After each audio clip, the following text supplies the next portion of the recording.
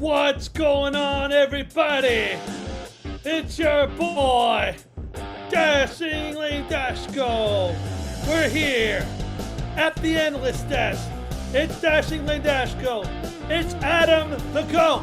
Will they coexist? Will they fight on stream? Will they get the entire stream taken down? You're going to find out today as we're here to talk about the NBA pregame, well, big trades, and the Leafs pregame between the Leafs and the Edmonton Oilers as soon as I get this thing taken off my screen now. And we're here. I got to unmute. Very good. Good job, Lane. Welcome, everybody, to the Endless Desk, where every day feels like game day. Once again, I'm Dashing Lane Dashko. He wasn't bit by a spider. He was bit by a goat. I don't know where he is. He's over there. It's Adam the GOAT. I'm somewhere. I'm somewhere. Over the rainbow. Yeah. I'm everywhere but nowhere. Whoa. Mystery. Wow. David's impressed. Wow. He liked our little intro. Exactly. Hello, fellas. Exactly. But, we were talking a little bit.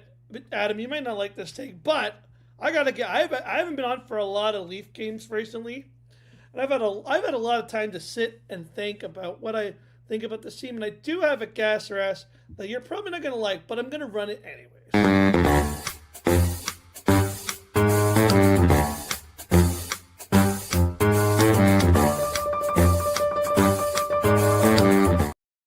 Okay, Adam, I'm curious. Here's my gas rest. I'm going to explain why I say it, and then I wonder what you think. Oh, well, look who's here. Just in time. Hello. Dan. Hello. Dan, you made it just in time. Dan, you made it. How's it going? Not too Dan, bad. you missed the donkey butt. Yeah. I missed what? You missed the donkey butt. I just was about A to donkey announce butt. I was just about to announce my gas rest, so Dan can hear it too. Oh, well. Hello. Sorry I'm late, everyone. I literally just got in the door. Traffic at QEW is always fun. It's all good, brother. But so here's my gas rest, fellas, and I'm going to explain why I think that. So what's his name again? Who was the Argos head coach last year? What's his name again? Ryan Dinwiddie. Okay. Dinwiddie. Yeah. Like I'm dimwit. Obviously a butt, yeah. So here's my gas rest. So here's my gas rest. Anthony Stolarz is this year's Ryan Dinwiddie to the Leafs that he was to the Argos. And what I mean by that is if we go backwards, like beep, beep, beep, go backwards in time. The Leafs played Dennis Hill to be in net, and they were on a 9-game. They just came off a 9-game winning streak. They lost to Utah, and it was 9 games straight with a point, not 9 games straight with a point.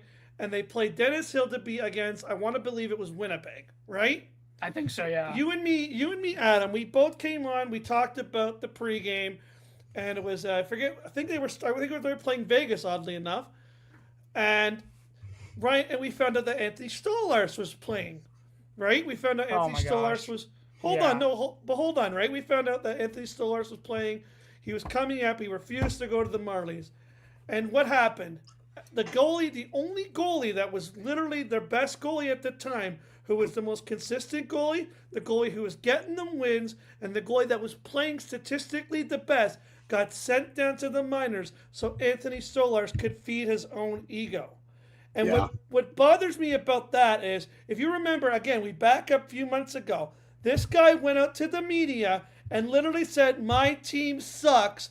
I'm the best goalie in the world. I'm so good. Look at me. And that's exactly what Ryan did. What he did. He went out there in the press, made it about himself, made the team look bad, and then he got hurt, went away, came back, didn't listen to his coaching staff, didn't listen to his managers, refused to go to the AHL, which I have never seen in my entire existence, a player being like, no, I control my existence. No, you don't. You're a player that plays for the team. The GM controls you got to do it, but no, I'm going to do what I want to do, and you're going to send Dennis Hill to be down. And they lost every game since for 6 games. Yeah. This guy created a whole issue that if he didn't create that issue, the Leafs would actually be in a playoff spot today. Do what? I can't. So sorry, go ahead. You can go. Oh, okay, sorry. I can't believe I agree with you, Lane. If you asked me at the beginning of the season, I would say no way. But at this point, 100% gas. 100%. I agree with you. 100% gas. So Lane, I want to take you back to the last time me and you were on a show where I know we went. It was just us two. I know. That's what I'm talking about. I had said that the Leafs needed to pick a goalie and needed to run with him at that point because Woll was struggling for confidence. I said you just need to pick between Woll and you need to pick between Hildeby. Right. And you need to go and you need to like just ride one of them for a couple games and just see which one you want to start. And instead, they did the exact opposite of what I said, and they brought back in the goalie who sucked to start the year. He was awful to start this season, if you all remember. He was horrible. I had high expectations, thinking that he was going to have not as good of a season, but I thought he was going to have a very similar season to we did last year. For sure, proved that he was capable of doing what he did last year in a full season, and I was so disappointed in how he's been playing. And I've said. After Hildeby's been playing great this year, I said there's no need for Stolarz, and you trade the guy because he's going to make a lot of money next year, and you have two goalies who are very capable of winning few games, and you should just rock with those two instead of having three. And I'm disappointed in what they chose. Stolarz has not been great since he returned. I think he's lost every start since he's come back. And this is what I don't get. Like, what makes me mad? You can be fair day. Sorry? I said Woll's been great. The Canucks game and the Flames game wasn't saying much. No, but he's struggled for confidence. So I will say though, having I know he's having a tough having year, right? two back-to-back games in which he's played well, especially after like the rough spell he had. I agree with Adam. For his last couple of starts, I think that's good for him. I don't care who it's against. He played great in those two games, so it's good for his confidence. I don't know why they're going for. I know why they're going to Stolarz tonight. It's because it's a back-to-back. But I don't know why Hildeby's too good to be playing in the AHL. I don't even think he's staying down. He's just chilling as the third goal for some reason. I get they're trying to maybe increase Stolarz' trade value, but you're doing it at the deficit. You're doing it at the deficit of the team heading into because even after the break, you have 3 straight games against 3 Atlantic Division opponents, and Hildeby needs to be one of the 2 goalies starting those games. It can't be Stolarz. He's not playing unless this break is good for him. I know he had a long break because of injury, but again, that's not really a break when you're trying to rehab. But a meaningful break for him could be good. I think it would be good for Woll. I think it's good for. I even think this break coming up is good for Morgan Rielly. He's out. He's not playing tonight, of course. He didn't play yesterday, but I personally think this break is good for him. For sure. But Adam, I want to ask he just not. He just looked done in the last full game he played. He looked done at the end of the game, and I'm fair play. He's been through a lot as a Toronto Maple Leaf. Yeah. And if he does want to go after the roster freeze and he wants to be traded, then fair enough to him. Yeah. I totally get it. He's been through, despite his play, I don't think he deserves to get treated the way. I know he hasn't been playing great, but that doesn't mean he deserves to get the thing said about him. I agree with that. Yeah. So I will say if he does want to leave at the end of this season and he goes and he has a successful end to his career somewhere else, I get to say I was right and we shouldn't have traded Morgan Rielly. But of course, we've been he would have been forced into his hand to leave because it's just not good for his mental health at the end of the day. And you know what? Sure. I guess we'll see what happens in the next 2 weeks, what the management decides to do. I do hope that the decision is to trade Stolarz and to kind of do what you need to do to try and make the playoffs. But of course, that will be up to what the team decides what management decides this team needs to be for the rest of the year. But then let's focus on tonight. But going back to Stolarz quickly, right? Your mic sounds rough. You're late. Yeah, you might have a change of setting on your mic, buddy. Uh-oh. But I just wanted to add to Adam's point there about Joseph Woll. regardless what teams he gets to wins against, I agree with you, Lane. Vancouver and Calgary are not the best teams, but I still think the fact that he won, made over 30 saves each game, and even a bad team have good goal scorers, right? So he was facing good shots.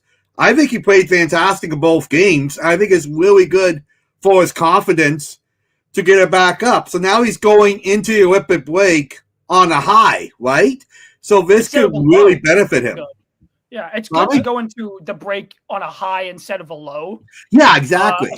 Especially in terms of your play when you're like struggling or like you're going through a bad spell. Yeah. I think Joseph Woll is a phenomenal goalie.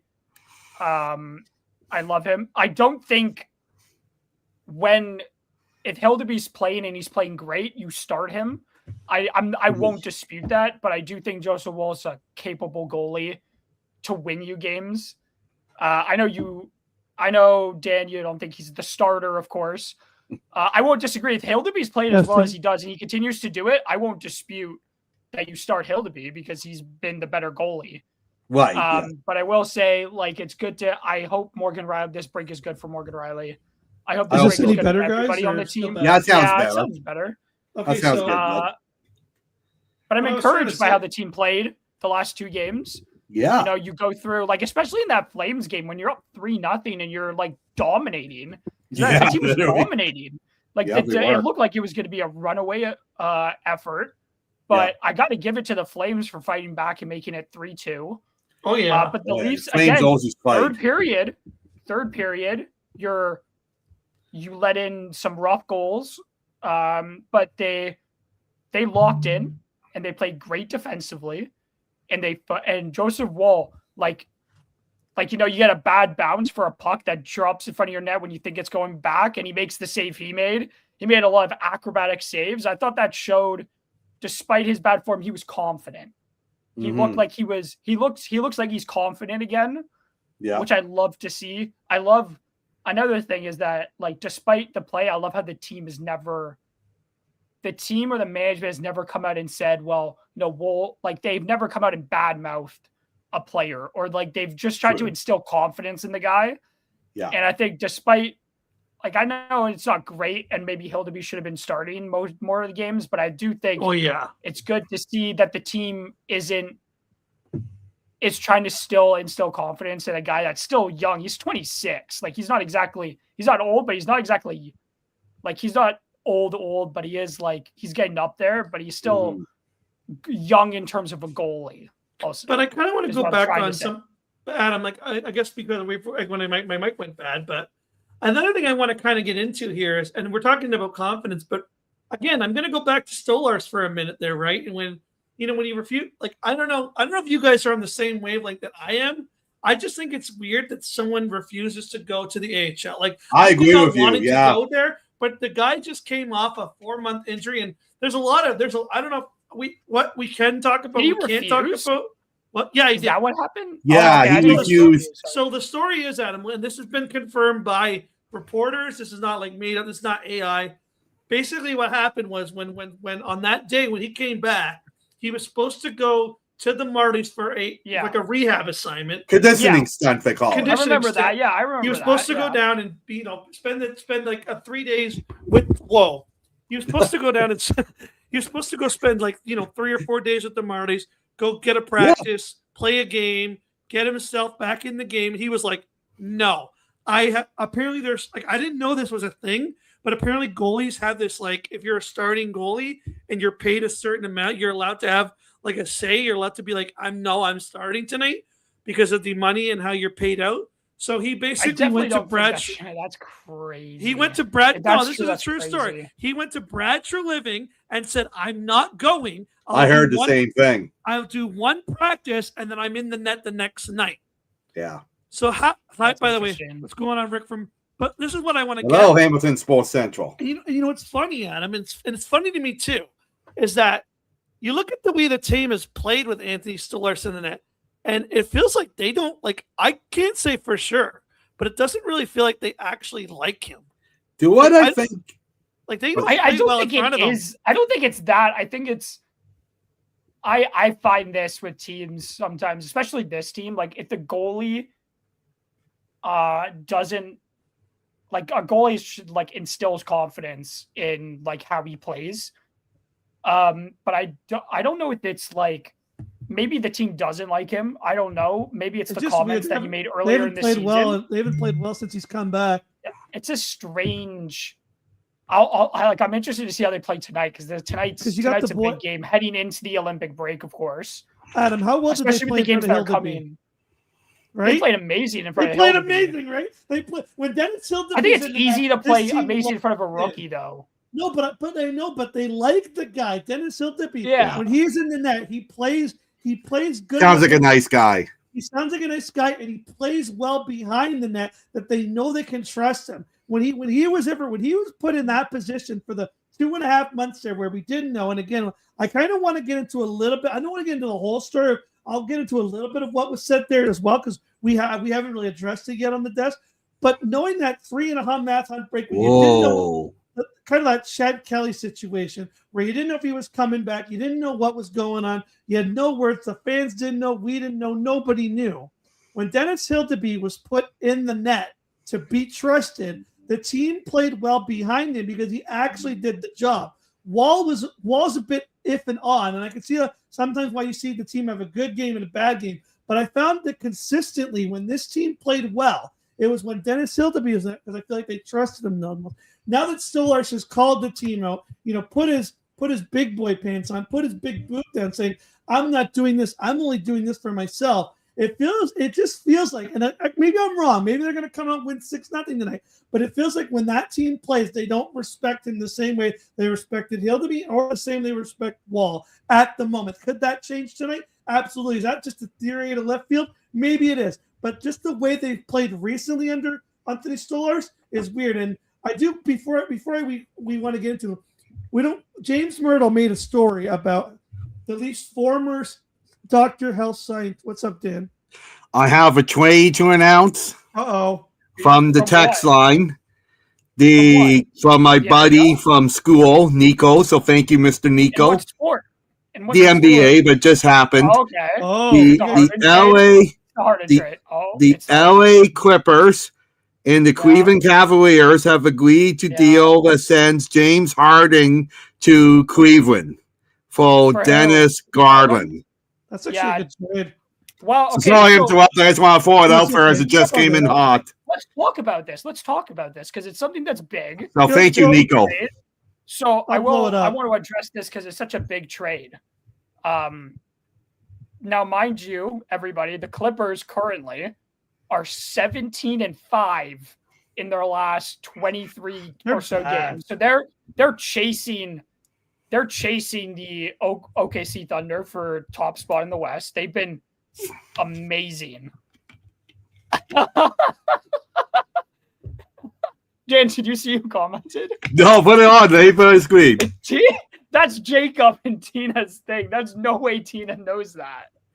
Put it on the screen, man. Basically, keep playing with Nice comment. That's funny. But I will say, like this is a wild, it was, because I think, the Cavs haven't been doing particularly great this season, but it's wild because the Clippers haven't been amazing without Harden. I find it interesting, but the Cavs are in the second apron right now of the NBA luxury tax. Mm-hmm. So they're paying more than what you would. They're paying more into the luxury tax. So I think the trade was more so getting money off of the books, especially with Donovan Mitchell's contract is expired in the summer for them. So it's an interesting move. I think Harden may be expiring this summer. I don't remember, but it's another crazy trade. It's another crazy trade that was reported to happen earlier in the day. Right. It's been a wild day in the NBA, to say the least. Oh my gosh, it's like the NHL trade deadline. The fourth trade today. The deadline's in 2 days, and Giannis can still be traded. Up for a minute. Anthony Davis can still be traded. And these are big trades. And they're Like all four of them are huge. So let's talk about the other trades then, if we're going to be on the NBA. So I'll pull up the other ones. So right now, Lane the Dash, so are Celtics. your Ticats getting my favorite? Oh no! I hate to say it. I think it might happen. Today's a sad day. You know, I was so angry to see that. We're talking about McManus is the comment there. I kind of see apparently Ticats offered McManus triple, and they said no. So I could see the Argos like letting him go to be the favorite to McManus, right? That's crazy. I know. I'm so upset about that. Him with Sports Central. Willis McManus has been one of my all-time favorite player for many, many years. Right? I forget how long. You know, I've loved the man so much, and it's very, very sad to see his tender go. So sorry to interrupt there. I just wanted to address the comment. But you know a little bit more about. Like I know a little bit about. I know, but you're probably more about. Which trade out of these three? Out of the four, which trade? Like who? Like I guess the Bulls are doing pretty good today. Eh? Yeah. No, the craziest trade, if you scroll down, is the Memphis trade. This trade is wild to me. The trade, the first trade at the ball. Yeah. Okay, so let's start. Like this is a massive deal. So look how much moving acquired. So the biggest deal, the biggest player in this trade is Jaren Jackson Jr., who went from Memphis to Utah. Memphis is 11th in the West, if I'm not mistaken, right now. So they're chasing the 10th seed, which is near, like, that's basically going to be into the play-in for the playoffs, for that final 2 playoff spots. But this is wild. I think they're just dumping salary at this point. Memphis is going into a rebuild. They're going to be trading Ja Morant probably before the deadline as well. But they dropped his massive. He's in his second year of his 4-year extension, which was, I'm pretty sure it was a max. They got back 3 first-round picks and like 4 players, but like imagine what the Giannis trade is going to be. If Giannis gets traded, that's going to be the package I expect that the Bucks are going to be getting, because Giannis is so much better than Jaren Jackson. I would expect a bigger package for him, I guess. But this trade was like, I did not see this trade coming like at all. Wild trade. Yeah, it's crazy. He definitely, this was definitely a salary dump for Memphis. I think they have now a $25 million trade exception. So that's like, they just have like a ton of money now available. It's the highest trade exception in the league currently. They have 13 future first round picks now. Crazy. That's like OKC level. It's almost half the draft level. That's OKC level. And look what happened there. Wow. Like, it's crazy. Like the Chicago trade, Chicago to Boston's not, like, Vucevic getting traded is not crazy. Boston definitely needed help amongst their bigs. They still don't have Tatum back, and Tatum might not be back until late in the season. So understandable. Adam, did you hear the rumor about LeBron James getting traded? I don't know if that's an off-season move or a deadline move, but that's an off-season move. I think it's anything. Like, I would think so. Yeah. If he doesn't, if the Lakers are gonna trade him, it would be in the. I doubt they would. Just because he's why isn't he just retire? Basically the team. He's gonna retire soon. He'll probably retire soon. It would be wild if the Lakers traded him, but like, his salary is massive. So the thing with the NBA is that you got to match, like, salary matching. Right. So that's why if the Raptors were to acquire like Giannis, they would have to trade RJ Barrett. Because RJ Barrett matches salary with Giannis pretty well. I hope the Raptors don't do much. I think they're good on their own. I think let's just do what they're doing. No, they just need a center. Like, they need an extra center. I heard about getting Domantas Sabonis. I'd be okay with that. Yeah. Well, Sabonis, that deal would include trading RJ because of the salary. Again, it's salary matching, which would suck because RJ Barrett's like a big part of this team. So that could be interesting. Yeah, it's been, well, like, the Chicago to Detroit deal is kind of not weird. Weird for Chicago that they did that. They acquired like 3 guards today for some reason. Yeah. Don't understand it at all. Crazy. Traded very weird deal in my eyes, I guess. But like, I'm still waiting to see what else happens because there's 2 days until the deadline. And like, there's still like Anthony Davis, who's hurt, is still apparently going to be traded by Dallas. And Giannis is expected to move, but we won't really know that until the deadline passes. For sure. And then John Morant for Memphis. That'd be another interesting one. So this is now the third. This is like with the Jared Jackson. This is like the second big player trade move after Trae Young got traded. That's right. Earlier, like a couple weeks ago, I think it was. Yeah, a couple of weeks. It's kind of the start of the domino effect, right? Yeah. Well, like once Giannis gets traded, the floodgates are going to open. Once that deal's done, like Shaw will get traded. When do you think that's going to happen, Adam? Like, when do you think? You think it's going to be a last minute? If the Bucks are serious about making the deal, I would assume it happens like tonight? Tomorrow would be my guess. It's the deadline is Thursday at like 3:00 in the afternoon. Correct. Yeah. I would assume the deal, if it happens tonight, I wouldn't be surprised. I would assume it happens tomorrow. I don't think they let this go until Thursday. If they end up not moving him at all, they end up not moving him. But if the deal's going to happen, I would assume it happens tomorrow or tonight. I don't think they'll let it wait because it's just, he's too big of a player at this point where they need to make the deal at some point. Like the Bucks go into a rebuild. If they trade Giannis, it's a rebuild, basically. Oh, for sure. Yeah. They've already gotten rid of Damian Lillard, which was, I thought Giannis would be traded in the offseason because Lillard was moved. But boys, you want to talk about some big Giannis news. wasn't pleased about that at all, so be very interesting. You guys want to talk about some big news? I think we got to talk about this one right here. Big comment coming in. Wow. But boys, what do we think about this? Sam Bennett joining Canada. WL or do you not care? I got to be honest. I love Anthony Cirelli. Don't have anything against him, but man, Sam Bennett not being on this team was a crime, especially after what he did in the Olympics. I mean, sorry, at the playoffs, like setting a record for the most like playoff points in the modern era. This guy deserved to be here. I'm so glad he gets to be here, but I do feel bad for Cirelli. Bennett didn't set a new record for points in the modern era in the playoffs. That would have been McDavid. McDavid put up like 40. Bennett put up like 30. I don't even think he hit 30. Yeah, he won the Conn Smythe. I could be wrong.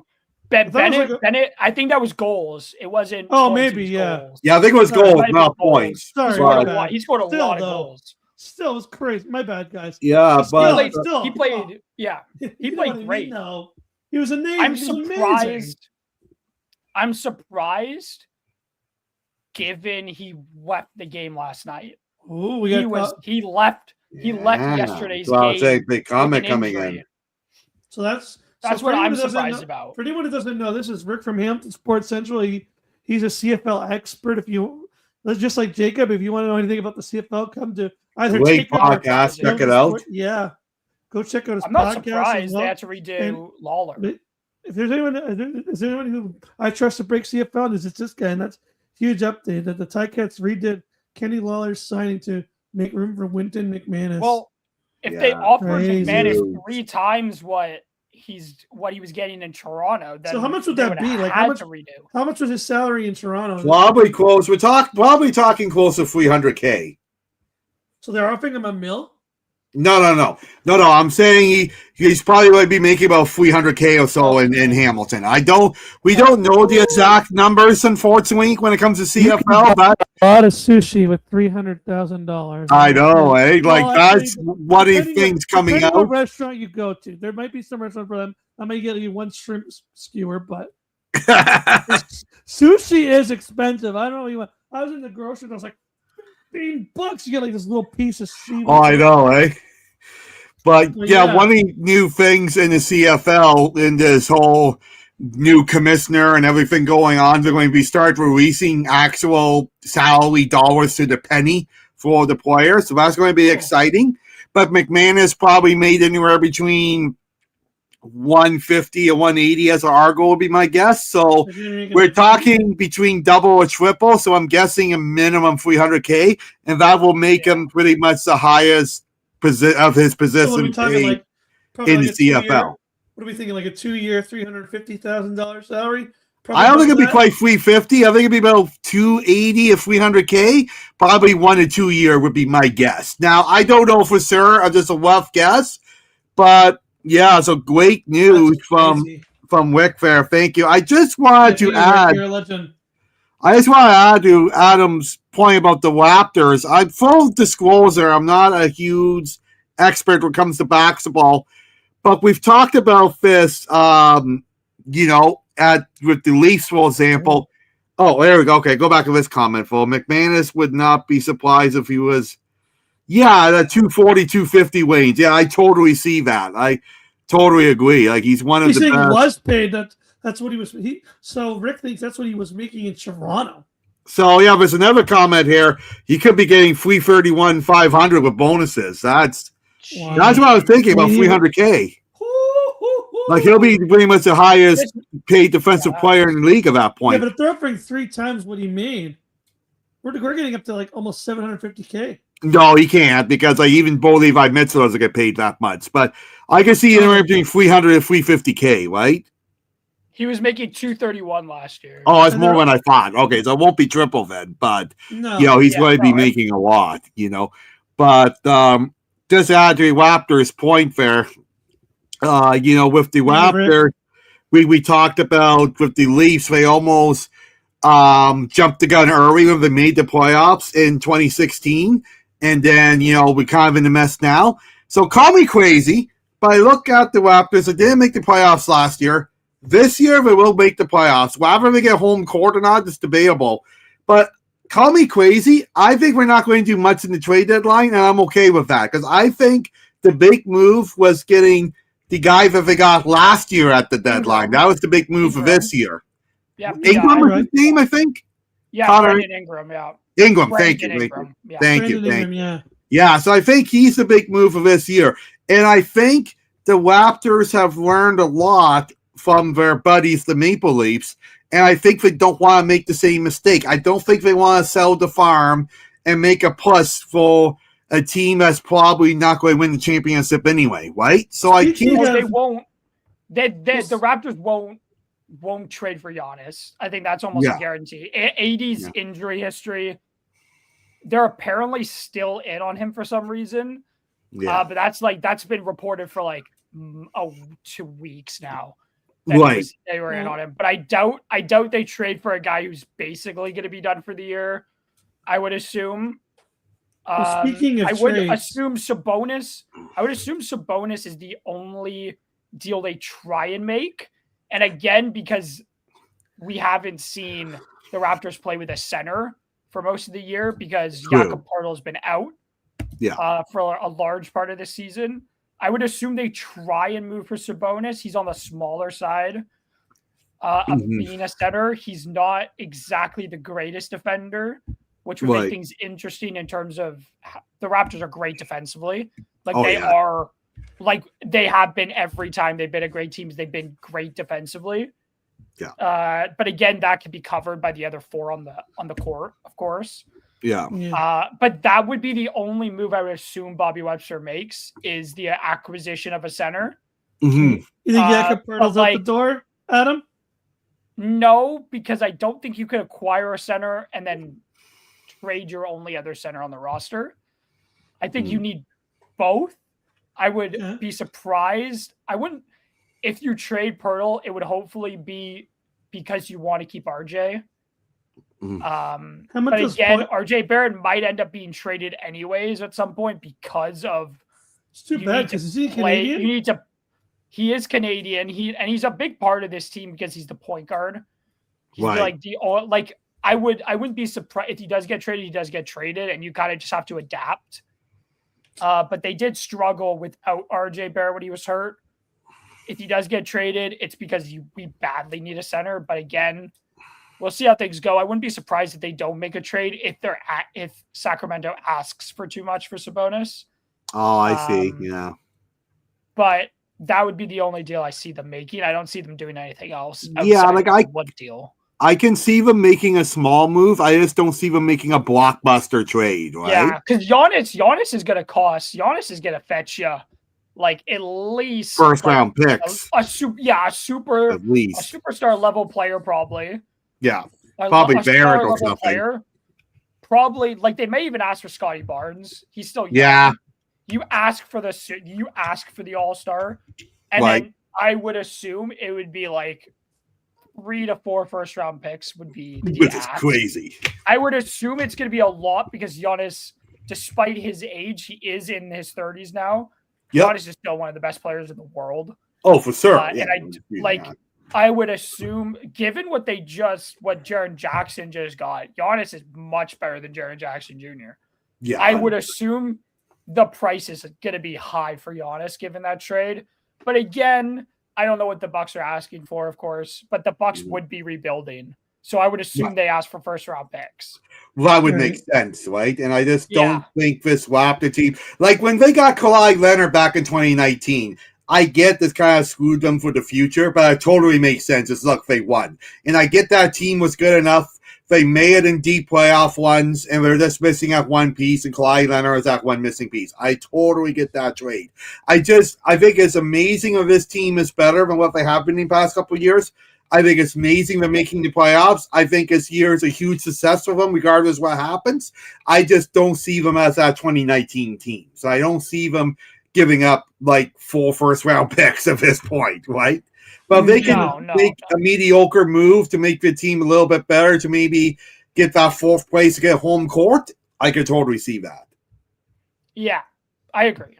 Yeah. But boys, just before we go, because we are getting closer to puck drop, we got to do the predictions, and I don't know if we'll be back for a post game. What do you guys? You guys want to come back for a post game? Well, we'll see how it goes. I gotta get up crazy early. I have 5 a.m. again, but we'll see how the night goes. Depends on how late. Let's see. Okay, well, won't make any promises. So we won't make any promises, but if the game is not too late, if it's if it ends at a reasonable time, you might see us pop back on here. We're not for sure. But before we go, gotta go around the room, get our predictions just before we got puck drop here. And then Adam, what's your prediction tonight? Damn, I don't know. This is a tough game. The Oilers are hot.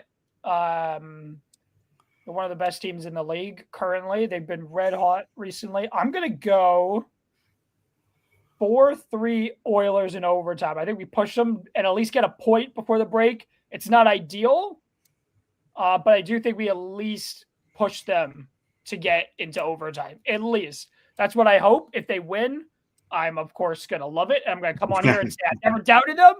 But I'm Oilers in 4-3 in overtime. I think this will be a good game.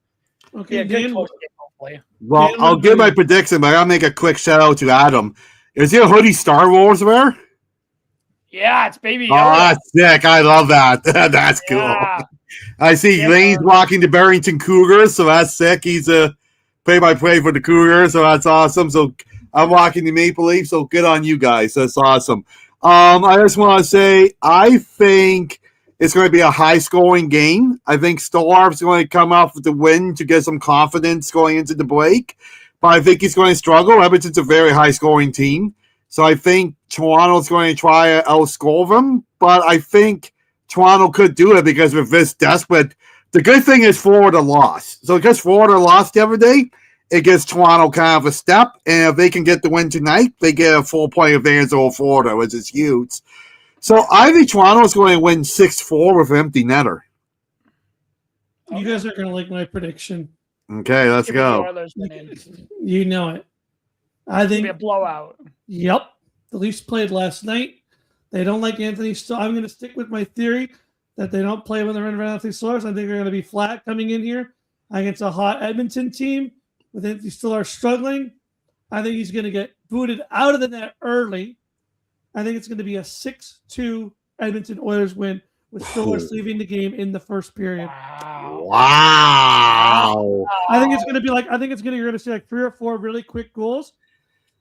Kicked out, Wall will play good, keep them in the game. It'll be like a 3-4-1 game, and then Edmonton will maybe like 1 or 2. Quick question. Power of Troy Stetcher will power Quick- the yeah. overtime. Quick question, Power of Troy Mr. Stetcher. Dasco, because that's a bold prediction. So let's make this even crazier.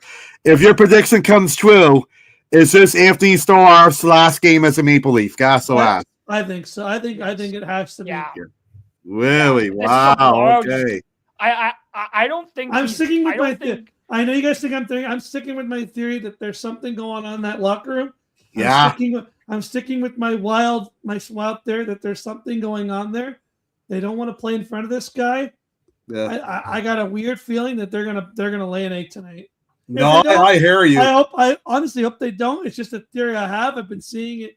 It seems like every time Anthony Stolar plays in the net, this is what happens, at least recently. And I got a feeling they're going to do the same thing because I don't believe this team is standing behind their boy right now. I think they're mad because he got their boy kicked down Hildeby, and I think that they're mad that he's going to the media. I told you, I think he's the Ryan Dinwiddie this year. I think you're right, and he's causing bad juju in that locker room. And I think too. Yes, bad juju. I think too. Like, it's really interesting. I hate to say it, it's just how I feel. It's really interesting because, like, William Nylander, when Stoloff said that comment of Nylander couldn't care. Yeah, Nylander couldn't care less. That's my point. But I think it's the fact that the team got so angry that they threw Nylander under the bus. Because let's be honest, Nylander, when he's healthy this year, has been the best player. Well, okay, that's not true. He was real. He's been okay. Here's the problem. Okay, I love William Nylander more than I love, like, I don't know, this piece of paper. Which, I don't know. I do though. I'll be honest. I love William Nylander. There's a part of me that just he does get lazy. That word. No, I hear it. I get that. He gets to a point where I feel like, and I know we all do. I'm not saying that we're all not human. Right. I just feel like there's a point in William Nylander's game when sometimes when things aren't going well, he's just kind of like, meh. Instead of being like, oh, I'm gonna go out there and I'm gonna. Like, it feels like, when you're like, you're working and you're really busy and you don't really want to be there. And you're just like, whatever. I don't really care.